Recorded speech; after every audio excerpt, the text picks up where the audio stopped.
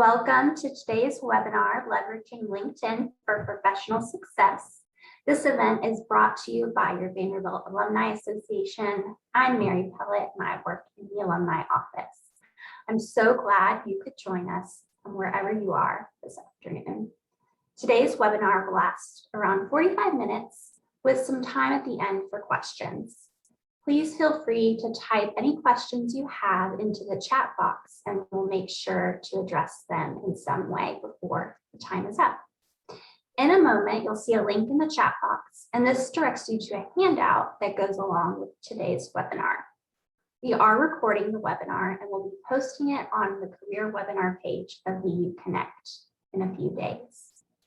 Many of you know today's presenter from previous Vanderbilt alumni career events. I'm excited she's back with us for this webinar. Hallie Crawford is an alumna of Vanderbilt. She is a certified career coach based in Atlanta, Georgia.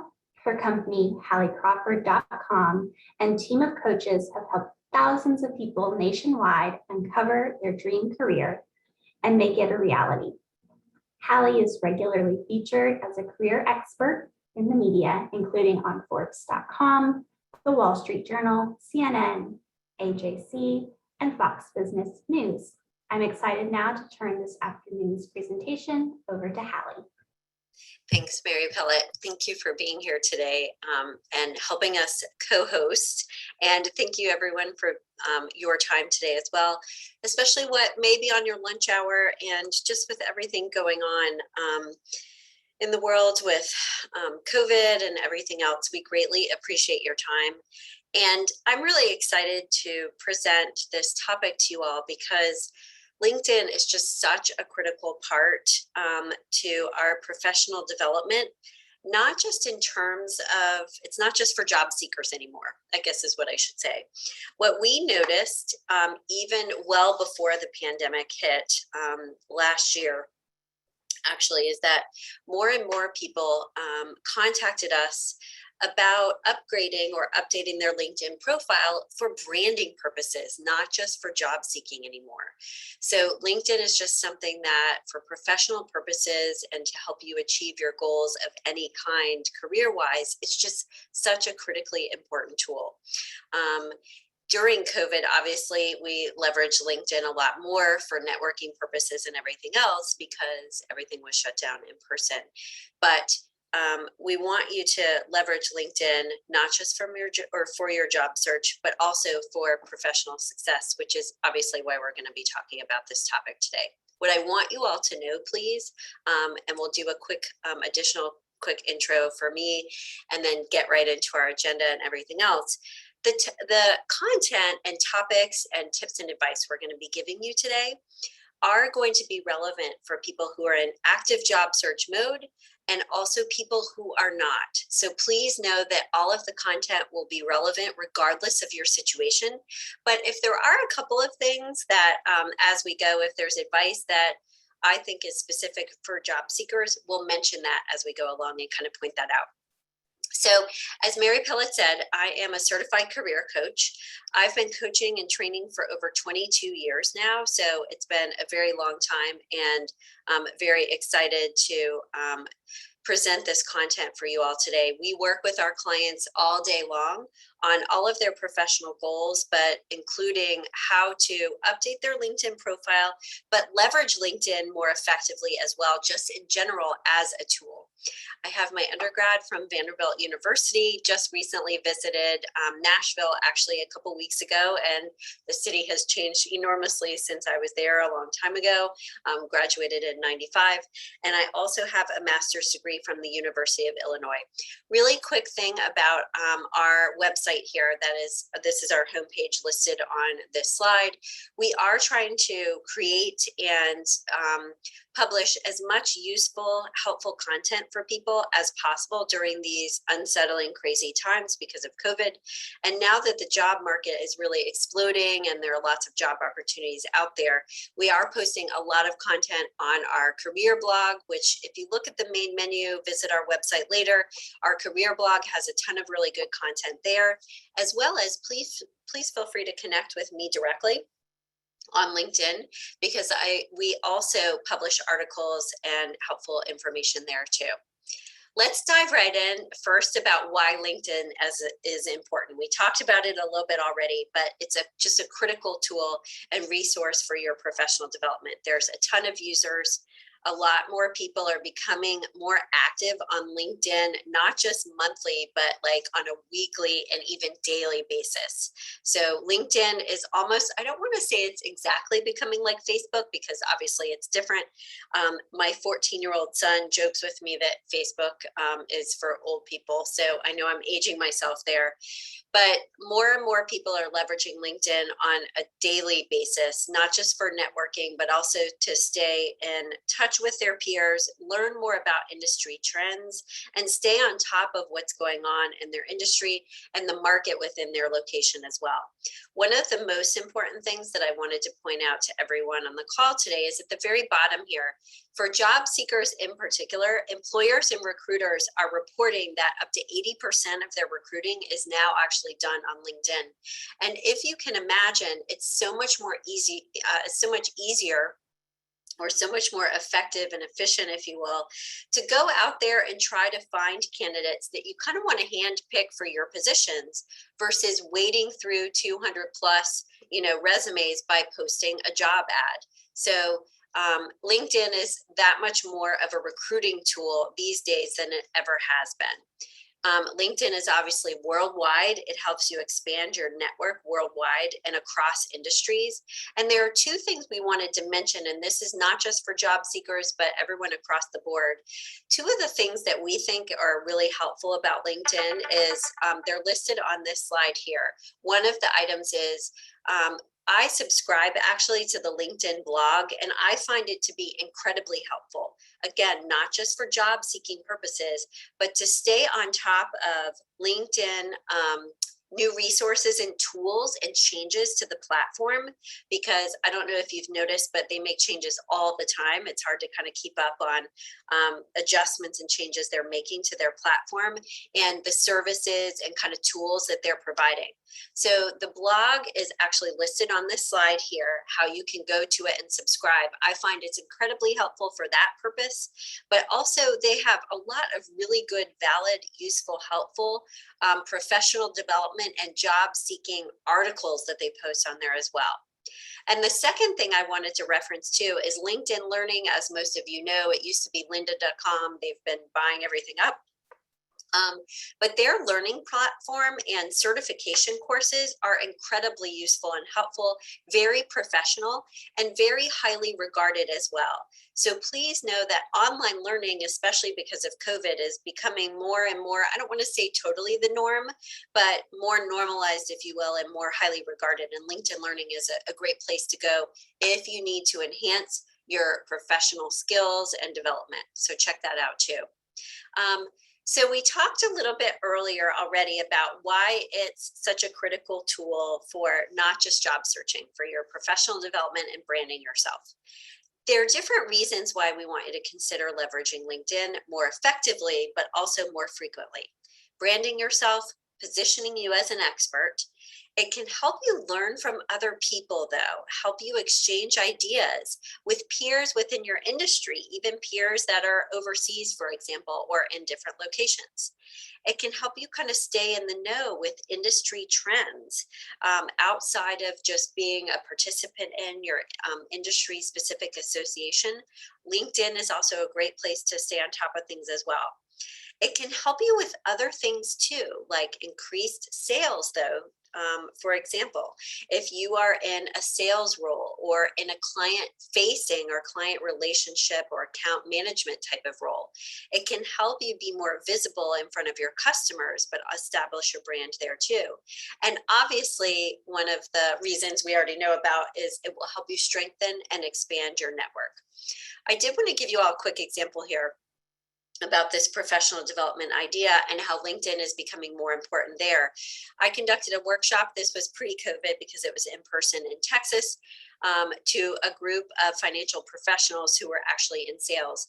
And they told me, and this was again years ago, they told me at that time, and I'm sure it's increased even more, that a prospective customer or client for them wouldn't actually get on the phone with them for a sales call until that customer had checked out their LinkedIn profile. So they would notice that when they made like a call to a prospective client or customer, that that person pretty much right away before responding to them would go to their LinkedIn profile and check it out. So especially if you are in a customer facing role, LinkedIn is that much more important because people are going to kind of check you out as one of the ways they can kind of evaluate your background and if they want to talk with you further. Okay, so let's go on this next slide to our agenda and the 3 steps that we're going to talk about today to help you leverage LinkedIn more effectively. A couple of quick admin items, just FYI, everyone. If you can't hear me at any time, Mary Pellet will kind of check on that for me just in case. I am going to be looking back and forth a little bit because I've got split screen here too, which is critical for me. So just notice that. If you have any questions along the way, we are going to do a Q&A section or session at the end of this. So please feel free to put your questions in the chat box because I will be monitoring that as we go.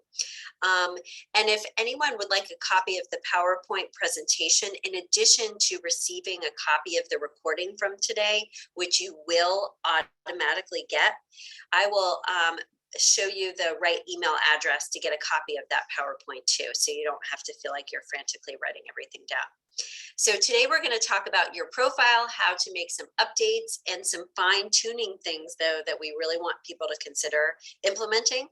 We'll talk second about making connections, and third about how to share valuable information on LinkedIn to expand your network, but also connect with people in a stronger way than you may be otherwise.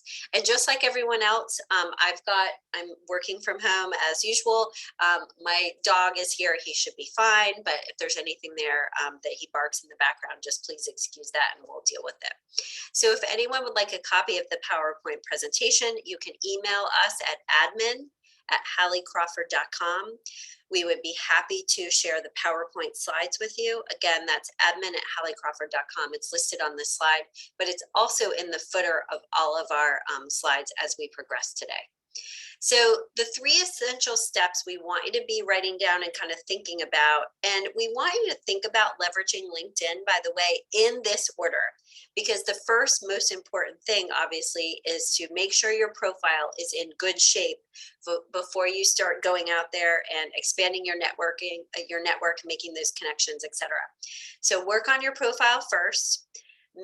Work on establishing and making new connections and expanding your network second. And then third, we want you to start to work on sharing information, and we'll talk a little bit more in detail about those. But we wanted to do our first poll here quickly. So Mary Pellet, if you could kind of launch that, that would be great. We're curious how many people out there feel like or know if they have a totally 100% complete profile.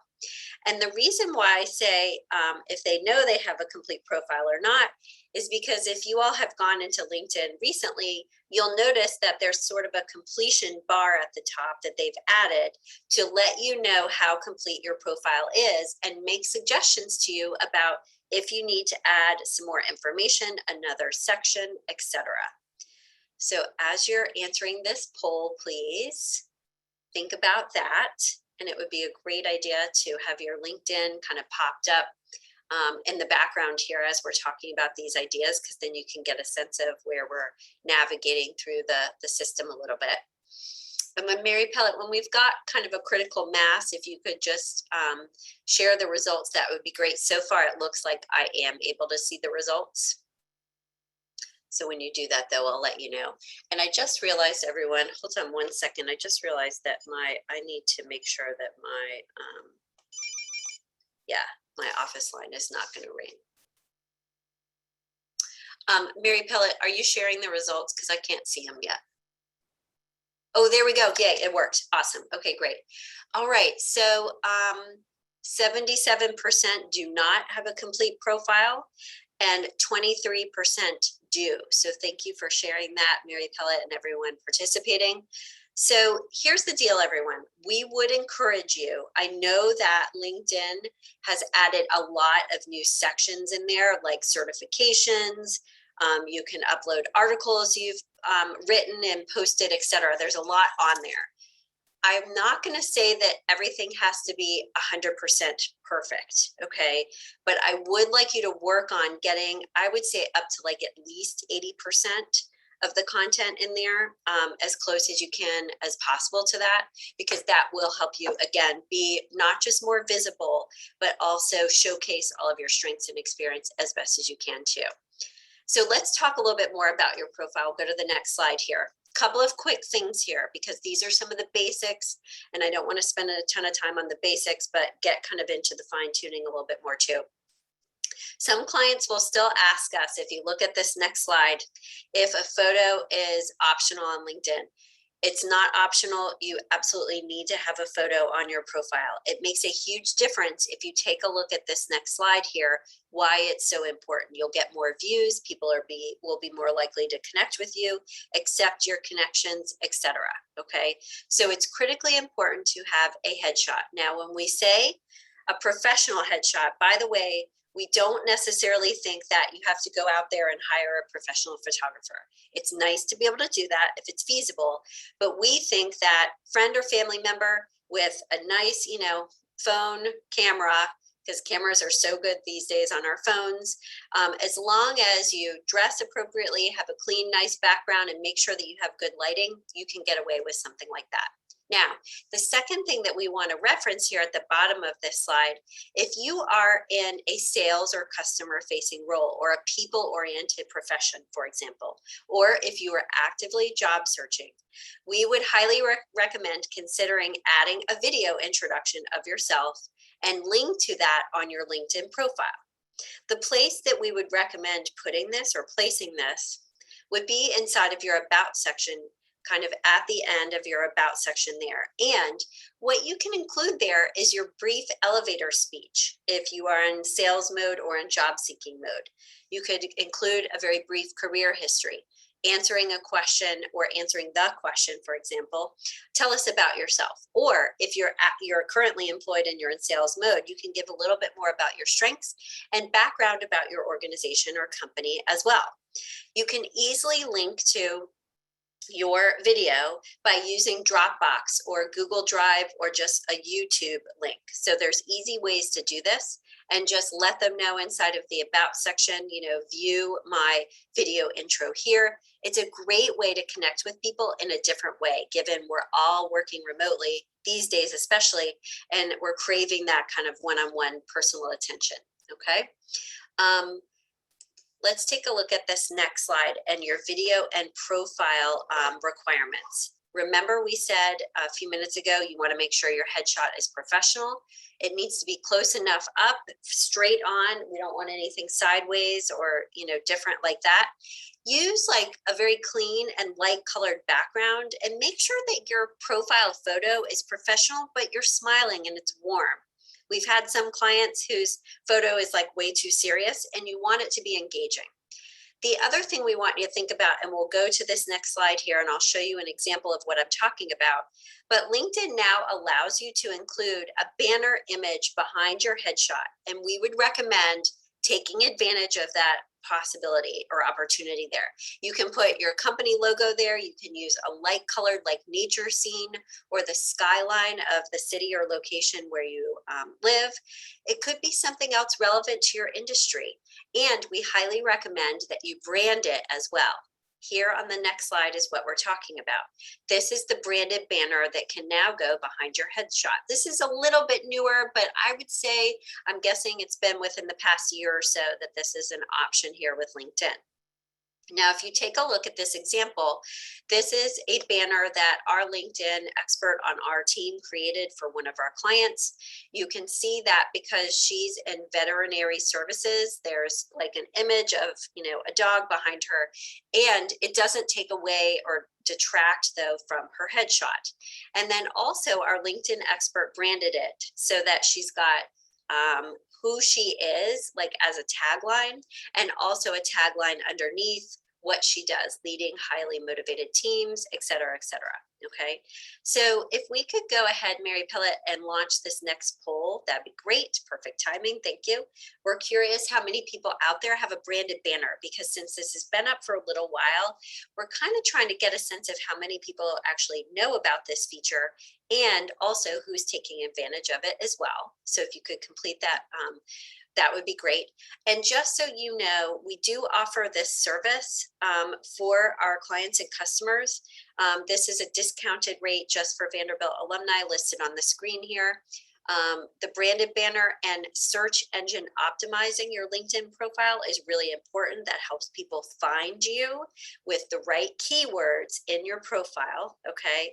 And that's for 125 there. So it looks like 89% do not have a branded banner. Please know you're not alone. A lot of people don't. This is a little bit of a newer thing, and that's why we're talking about it today. And 11% do. So for those of you that do, that's fantastic.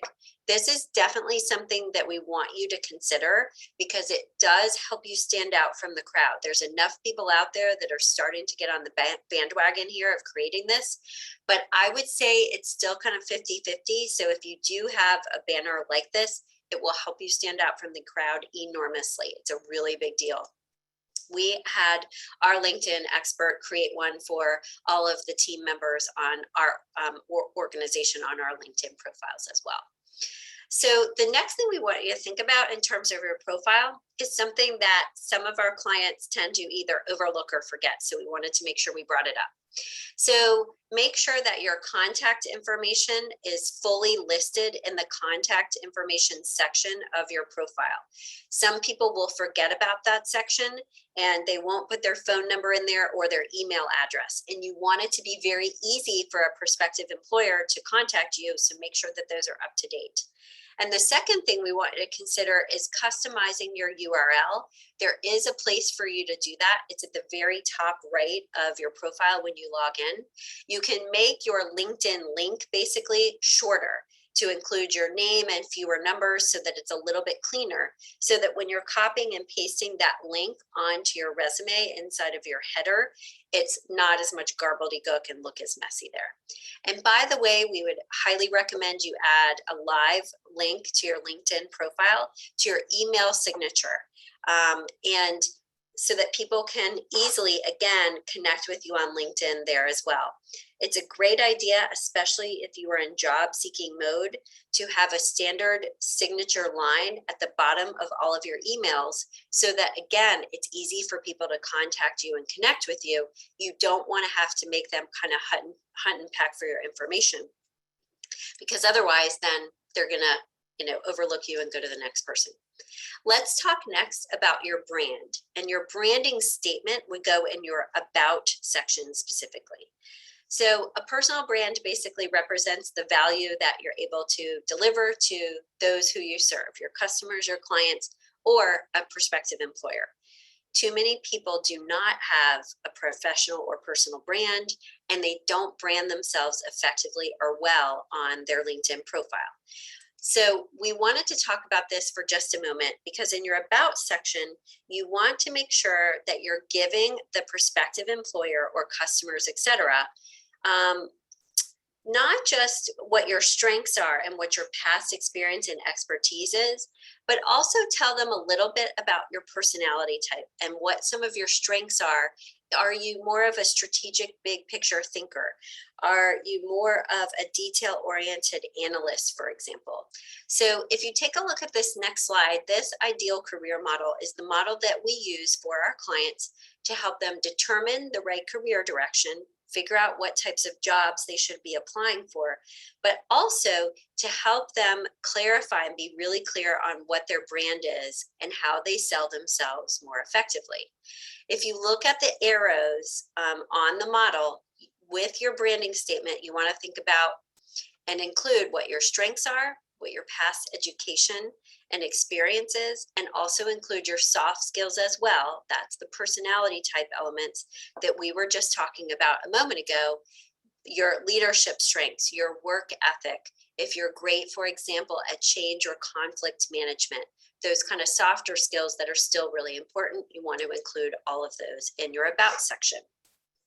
When you're starting to write and think about your about section, you want to be speaking to your audience as much as possible and think about who do you serve or provide value to, what unique value you provide, and how you deliver your results.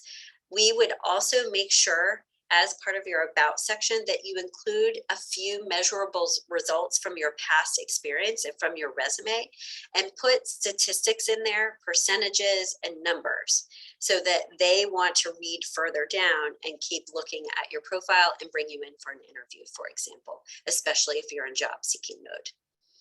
Let's take a look at this next slide here. And we wanted to give you one quick example of the beginnings of a branding statement that you could use just to get an idea of what an about section could look like. And that example is here at the bottom of this slide. We also encourage you to make your about section, by the way, a little bit more personalized. And what we mean by that is you can talk a little bit more to the reader about why you're passionate about what you do and why you enjoy the work that you do or the industry that you're in. It doesn't have to be quite as formal as your summary statement on your resume. And we'd like people to have it be a little bit less formal so that, again, you're speaking to the reader and connecting with the reader a little bit more.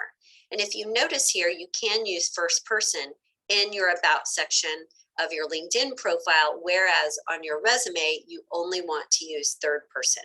Now, if you take a look at this next slide, you do want to consider with your about section especially that your writing choice should actually mirror your field or industry though. For example, if you're in a more human services profession or in sales where you're having to connect with people a lot, you can have a more narrative summary and use first person and tell a story a little bit more than you would otherwise in a more formal profession. If you're in a more analytical or numbers-based field like accounting, or in a more formal type of work environment or industry like a lawyer, et cetera, you may want to go ahead and use a more objective third person description, and then you can have a narrative sentence at the bottom. So think about your writing choice and make sure that it kind of mirrors your field, so to speak. That's your about section. Let's take a look at your experience section next. A couple of things that we want you to consider to kind of fine tune your profile a little bit more. Obviously, in your experience section, you want to list everything out there, the past positions that you've had. And we want your bullet points underneath in your experience section to be as result oriented as possible, just like you would for your resume too. Some of the other things that you could include, though, in your experience section to, again, help you stand out from the crowd is you could include short excerpts of testimonials from your work.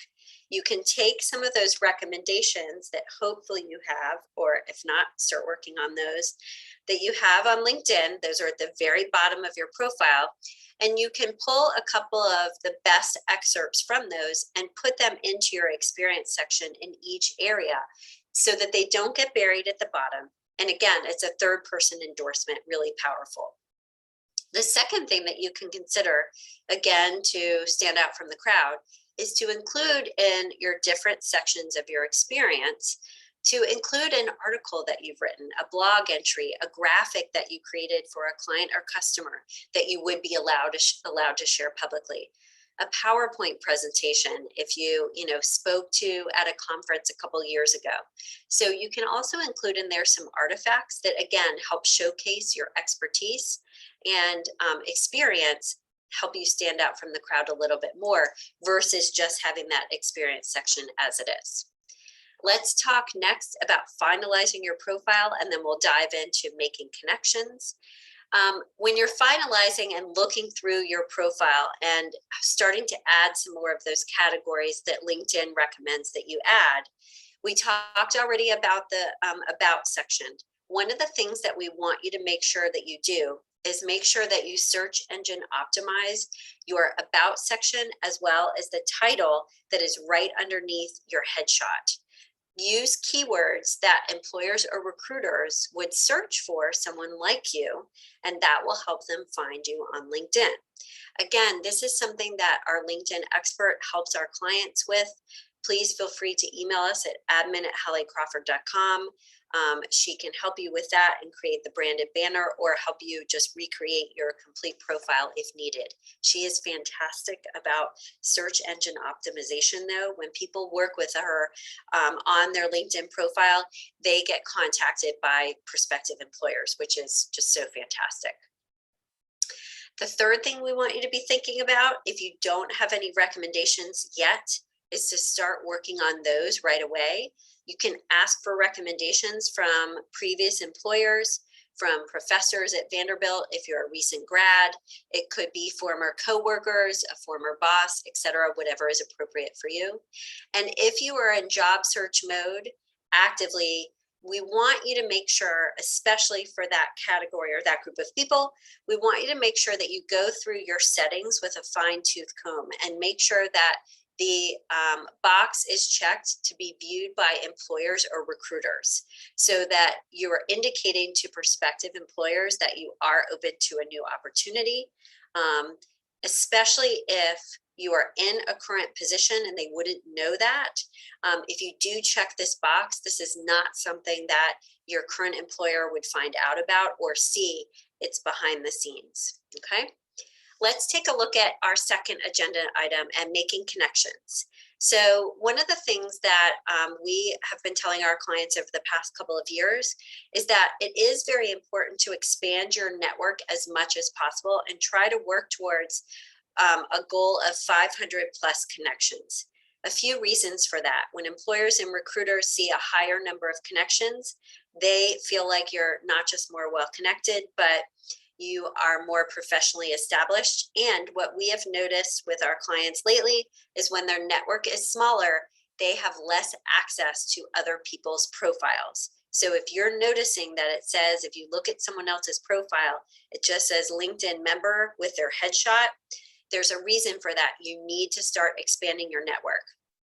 This is a great time to go through your phone book and start with those people that you know, professors, alumni, coworkers in past and in your present job, friends, family members, volunteer connections.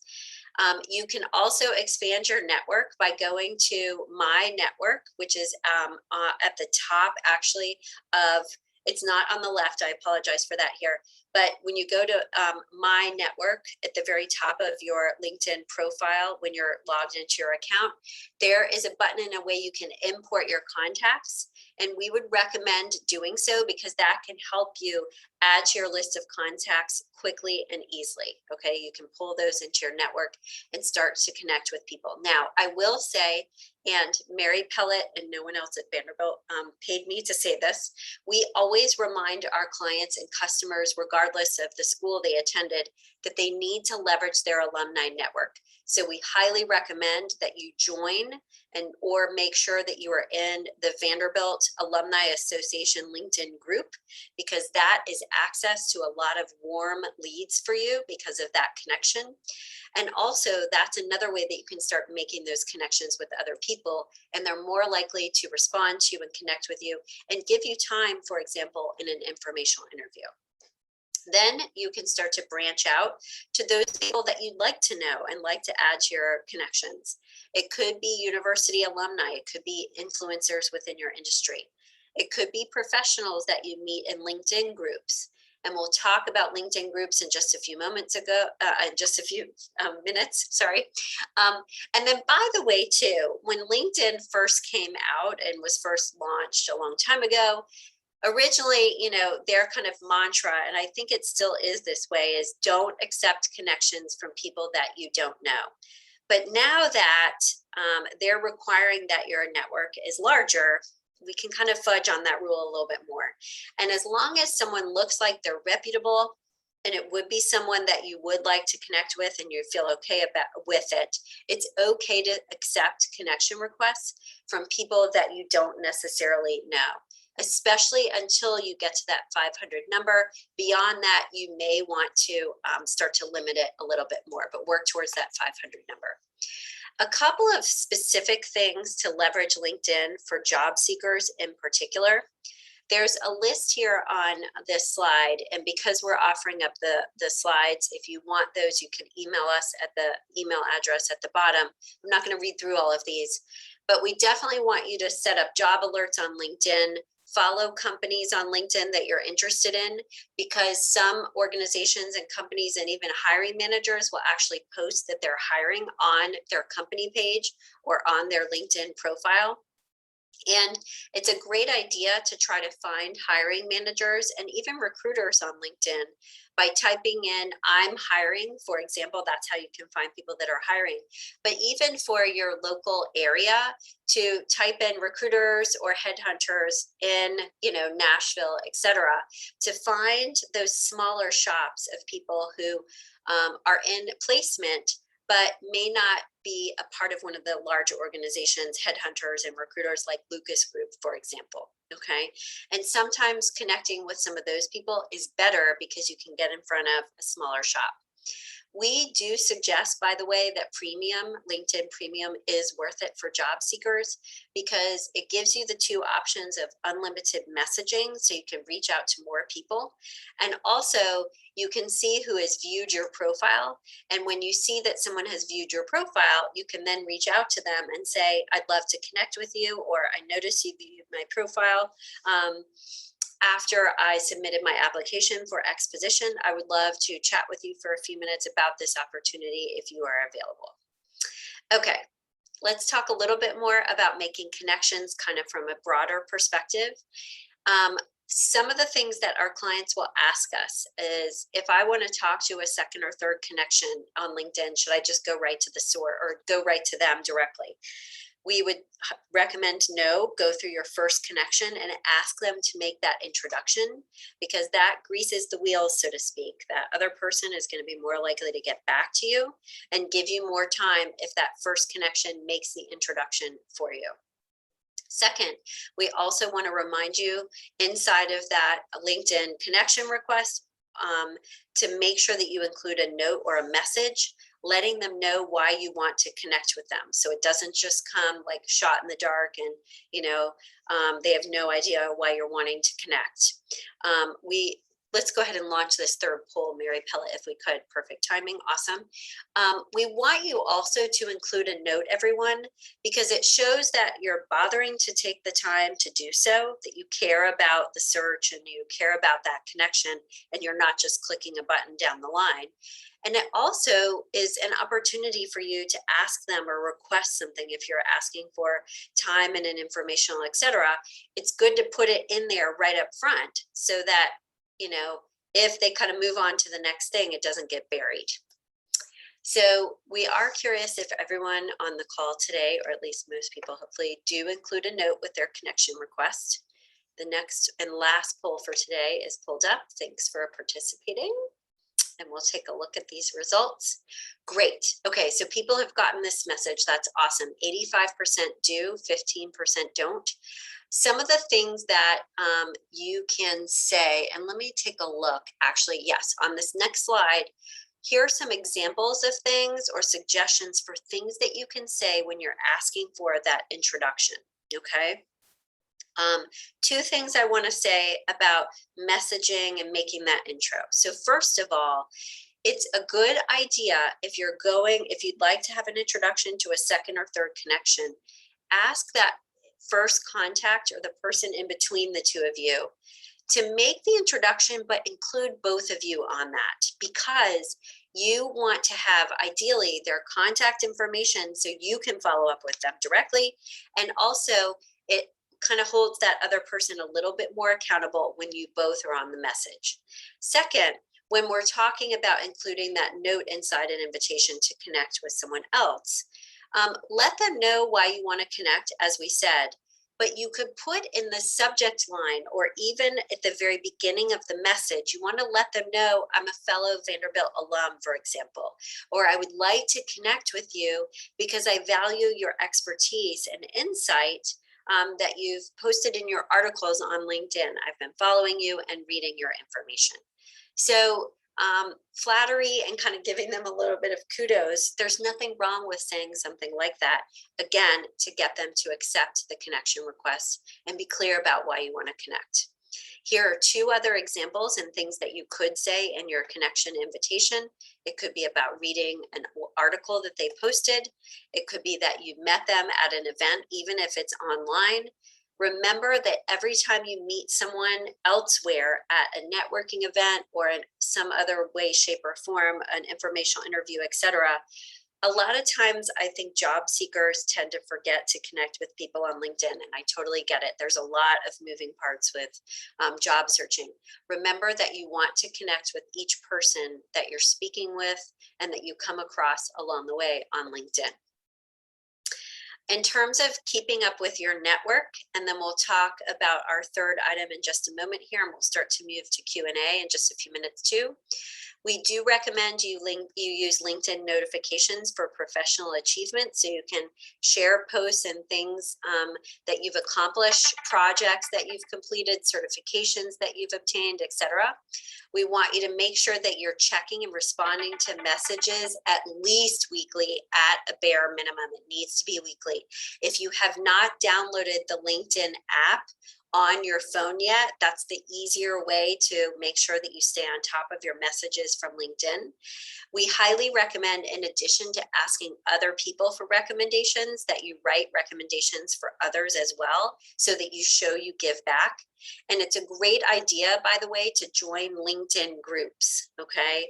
We have heard that recruiters and headhunters, internal and external, they will be part of industry specific groups on LinkedIn, and they will actually search for prospective candidates in some cases first inside of LinkedIn groups, because someone who is part of a group and even more so participates in that group, that means that they're really on top of their professional game. So that's someone that they want to reach out to and connect.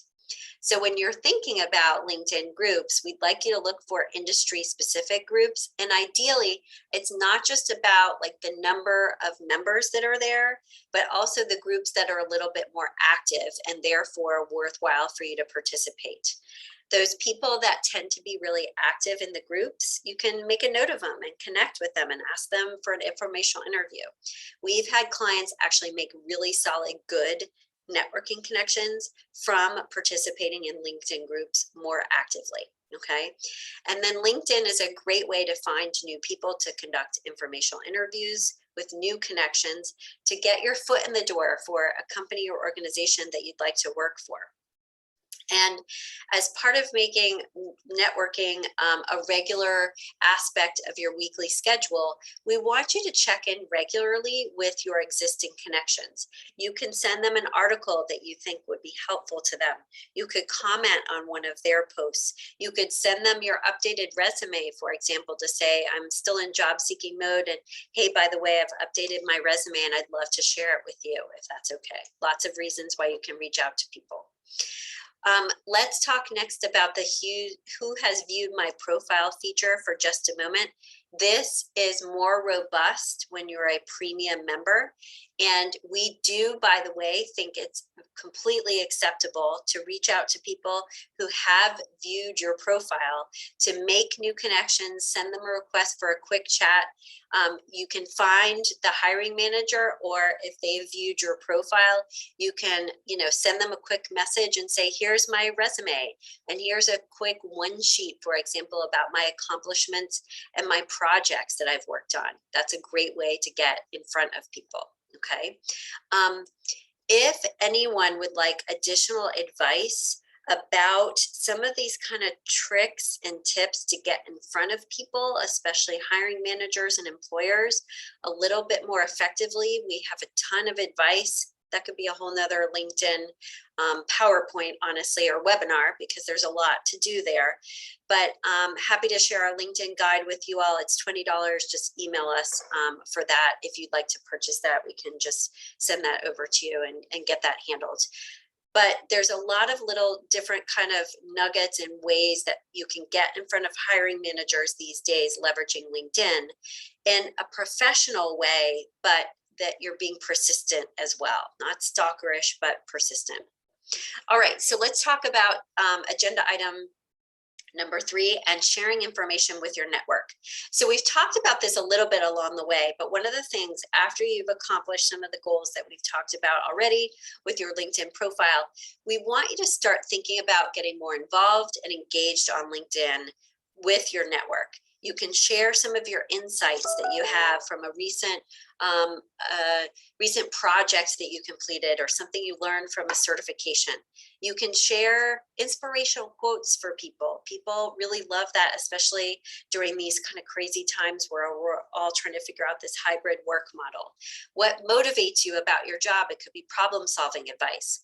If you decide that you want to write some short, quick articles, they don't have to be that long, and you don't have to do it that often.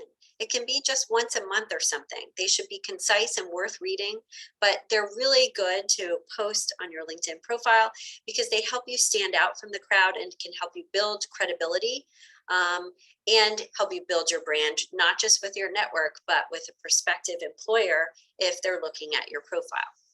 We want you to participate in LinkedIn groups. We talked about this already, but we're going to add a little bit more to it as we get to, I think this is actually our last poll. So Mary Pella, if we have this one pulled up, I apologize. I thought the last one was our final one. But we are curious how many people out there actually do participate pretty actively in their LinkedIn groups. And if we have that poll, that'd be great. If I do not see that poll. it was something that I added later on, Mary Pellet. Apologies for that. So if you all could just put, as we're talking, in the chat, if you participate in LinkedIn groups, yes or no, that'd be great. And I can just kind of handle it that way. Remember, we want you to join and participate in your Vanderbilt alumni group first. That's a very important, critical one right away. And what we would recommend is that you commit to participating. Try one at the beginning and commit to participating at least once a week, that you share information, that you comment on someone else's post. You can even ask questions about your job search, for example, in LinkedIn groups to see if people have any helpful advice. So LinkedIn groups are a great way not just to expand your network, but to gather additional information and kind of put yourself out there a little bit more. If you do share articles or posts, by the way, it's really important to put, like, especially if it's an article, for example, from another publication or something like that, make sure that you give them credit and, add a link there, etc. But make sure if you're sharing something that you also write a few sentences about why you are sharing that article or post, so that, again, you've got that personal touch to it and there's a reason for why you're posting it. And then as we think about other information that you could share with your network over time, artifacts like charts, graphics, a recent PowerPoint presentation, your career one sheet, your portfolio, if you're a graphic designer, for example, and you just updated it, you could link to that. So there's lots of different things. Get creative with the things that you share information-wise with your network, because again, it helps you get in front of people more frequently. Okay, so let's start to move to our action steps. I know we gave you a lot of hopefully useful information today. I would like you to all to get out pen and paper so you can write down 1 or 2 action steps that you will take in the next week. Remember, this LinkedIn thing, it can be baby steps. We don't expect you to have a complete profile in the next week. Work on it for half an hour to an hour, put it down, come back to it a few days later. If you need additional help with your LinkedIn profile or with your job search or anything else career-wise, feel free to set up a strategy session with us. We always offer these to Vanderbilt alum, especially, but also to prospective clients. We will give you additional advice about your needs and your goals during this time. And it's also an opportunity to learn a little bit more about our career coaching services as well. So the email again is admin@halliecrawford.com. Again, if you want the PowerPoint slides, if you'd like the LinkedIn guide, if you would like to learn more about branding your profile and how to do that through our LinkedIn expert, happy to share all that information with you. All right, so let's talk about taking action and start to review the Q&A. So this will be our action and Q&A portion of the call before we sign off here in about 5 minutes, okay? So write down 1 action step that you will take in the next week. It could be creating an intro video. It could be, ooh, I need to get my headshot redone. It's not as professional as it could be. It could be the strategy session. It could be purchasing our LinkedIn guide, whatever works best for you. I'm going to go ahead over here and look at our chat box to see where we're at with questions. And it looks like so far we've got mostly people participating in LinkedIn groups related to that poll in question. Mostly no. The other people who are saying yes are saying, yes, I'm in there, but I'm not as active as I could be.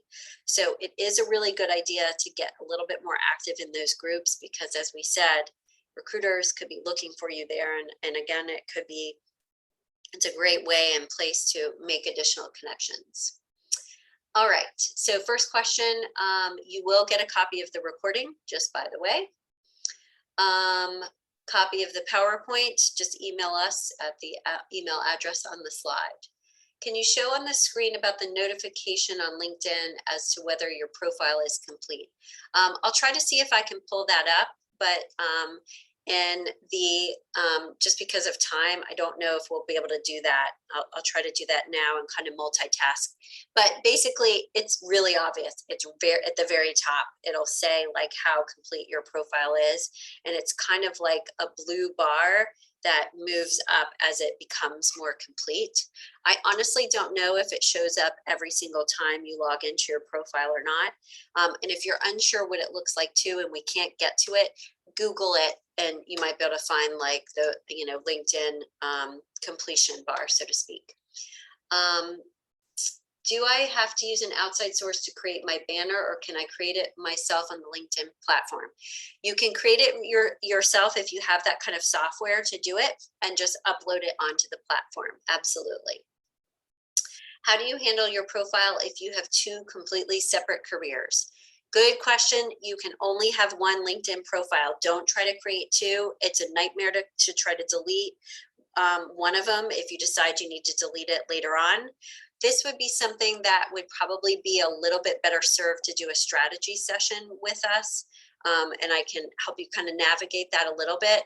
But basically, if you have two different careers, because LinkedIn forces you to go in date order, you're just going to have to list your experience as it is. But if you're wanting to focus on one career more so than the other, the best thing that you could do is you could either leave out some of your experience and just not put it in there, or you could keep that experience that is less or no longer relevant. You can keep it a little bit shorter, and so that they get to the more relevant experience further down. Okay. I am well beyond retirement age and want to re-enter the workforce. During most of the interview, I've active as a nonprofit volunteer. You can list your volunteer experience on your LinkedIn profile under experience. Just be clear that it's volunteer work, but you can talk about the strengths that you leveraged and any results that occurred as a result of you being there. That's totally acceptable to do. Just make sure that you're clear that it was volunteer work. One way of handling requests, this was a suggestion and a good one, thank you. Networking requests is to accept and ask how they found you. Yeah, that's a great starting point to get the conversation going as well. So I like that a lot. And let me see what else we have here, if we have any other questions. How do you create a profile when you are trying to change careers? I would say this is going to be a little bit similar to the response I just gave. So if you're trying to change careers, you want to use more of you want to focus more on your transferable skills and like use language in your profile that is a little bit more generic and could go across industries versus, for example, if you've been in healthcare, that you've got healthcare written all over your profile. So make it a little bit more generic so that it can translate into another possible career. And then another person says, I don't have a slide bar because apparently my profile is complete. Yes, good. That's perfect. Okay, great. All right, Mary Pellet, we are almost at time, and I think we've answered all of the questions that we can for today. Thank you all so much again for your time. And if you'd like to say some closing words, Mary Pellet, great time to do it.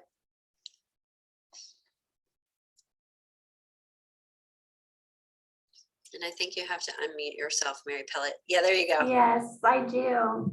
Thank you, Hallie. Thank you, everyone, for being here today. I will be sending a follow-up email with the link to today's recording. And I would invite you also to just check out uconnect.com/careers and that, or career, uconnect.com/career, and it has all of our career resources, including an archive of all of our past career webinars and a bunch of other events that are coming up. So thank you again for coming today. Thank you, Hallie, for everything you shared with us. And I hope everyone has a wonderful rest of your day. Thanks, everyone. Have a great rest of the week. Stay safe and healthy.